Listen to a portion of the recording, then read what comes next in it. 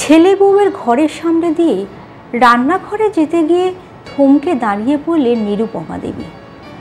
দরজাটা আলতো করে ভেজানো, আদুরে গলায় বৌমা অঞ্জনা ছেলে অমলকে বলছে, এক টেবিল থেকে শুধু আর এক টেবিলে ফাইলটা পাঠাতেই এতগুলো টাকা পেলে?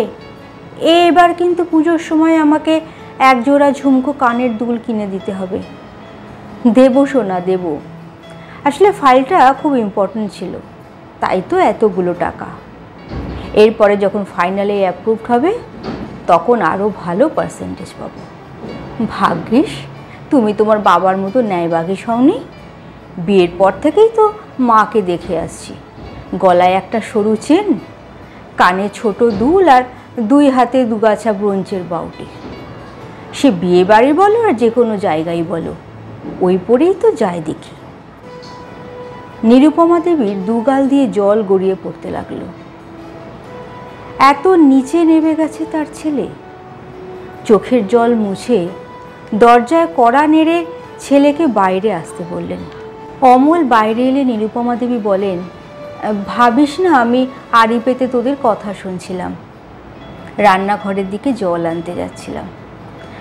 অমল, জানিস তো সিঁড়ি দিয়ে যেমন ওপরে ওঠা যায় তেমনি সিঁড়ি দিয়ে নিচেও নামা যায়, তবে বিবেকের সিঁড়িটা ওপরের দিকে থাকাই ভালো, তাহলে পা পিছলে পড়ার ভয় থাকে না। আর বৌমা, আমার অলংকার আমার স্বামী। এতদিন জানতাম আমার সন্তান আমার গলার হার, সেই ছোটবেলা থেকে আমার আদর করে আমার গলা জড়িয়ে আছে, কিন্তু আজ থেকে আমি গলার হারটা খুলে রাখবো ভাবছি। অঞ্জনা আর অমল দুজনেই মাথা নিচু করে দাঁড়িয়ে থাকে, ক্ষমা চাওয়ার শক্তিও হারিয়ে ফেলেছে। নিরুপমা দেবী ঘরের দিকে যাওয়ার সময় বলে যান, এখনো সময় আছে, সিঁড়িতে দাঁড়িয়ে ওপরের দিকে তাকাও।